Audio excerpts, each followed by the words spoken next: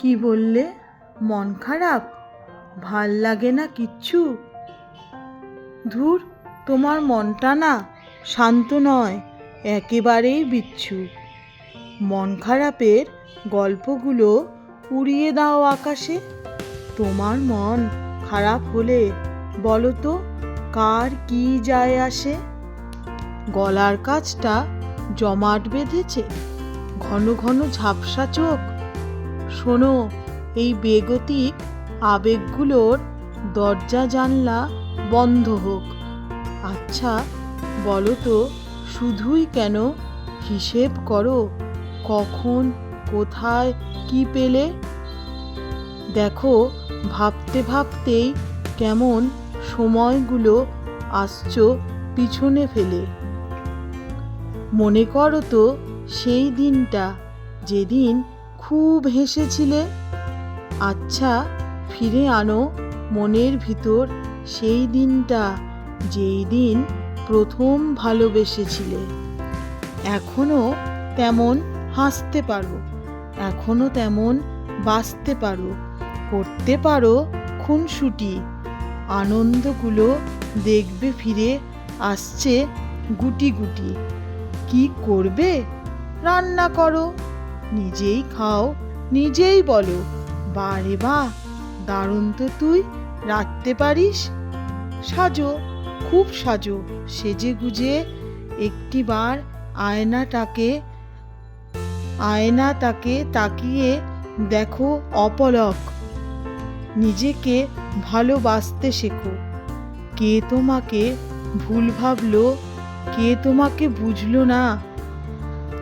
উঠে পড়ো, গা ঝাড়া দাও, ঘরদোর সব গুছিয়ে ফেলো। আর যেন না দেখি ফের এক বিন্দু অশ্রু জল। তুমি যাকে বন্ধু ভাবো, হয়তো সে তা ভাবে না। থাক না, যেতে দাও। একতরফা বন্ধুত্ব হয় কি? হয় না। শপিং করতে ভালো লাগে, তবে অপচয় নয়। হ্যাঁ, আমি জানি, মাঝে মধ্যে শপিং করলে মন ভালো হয়। হ্যাঁ, নিজেকে খুব ভালোবাসো, নিজেকে দাও উপহার।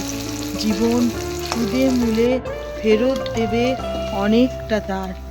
নিজেকে খুব ভালোবাসো, কোনো চিন্তাই থাকবে না আর।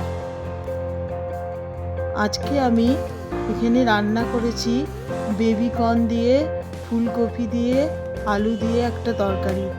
প্রথমে বেবিকর্নটা আমি সেদ্ধ করে নিয়েছি, তারপরে সেটার মধ্যে কর্নফ্লাওয়ার মাখিয়ে, নুন হলুদ মাখিয়ে বেবিকর্ন ভেজে নিয়েছি, ফুলকপিও ভেজে নিয়েছি।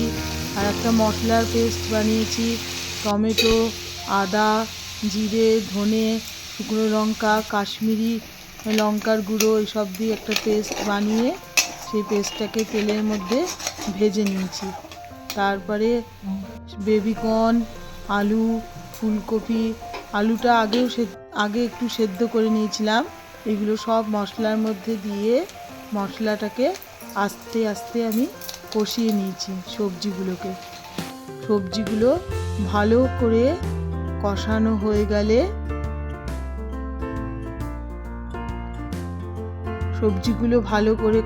হয়ে গেলে, তারপরে গরম জল দিয়ে ঢেকে রেখেছি। খুব বেশিক্ষণ সময় ঢেকে রাখতে হবে না। এখানে আপনারা আপনাদের আন্দাজ মতো নুন দেবেন, দিয়ে ঢেকে রেখেছি। কারণ সবজিগুলো তো আগেই সেদ্ধ করা ছিল, মানে অল্প সময় ঢেকে রাখলেই হবে। তারপরে সবজিগুলো সেদ্ধ হয়ে গেলে, ঢেকে রাখার পর আরেকটু সেদ্ধ হয়ে গেলে চাল মগজ বাটা দিয়েছি, দিয়ে আরেকটু ভালো করে ফুটিয়ে নিয়েছি।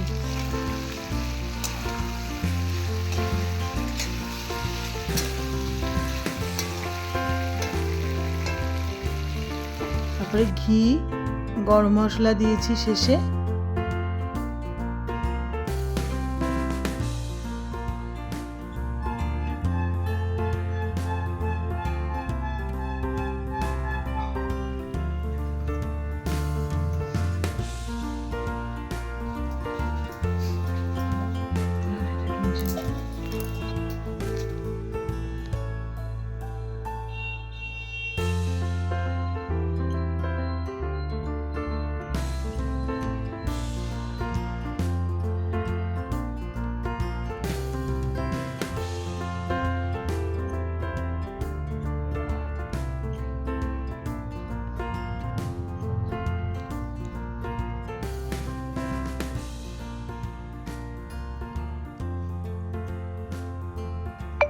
আমার রান্না কমপ্লিট।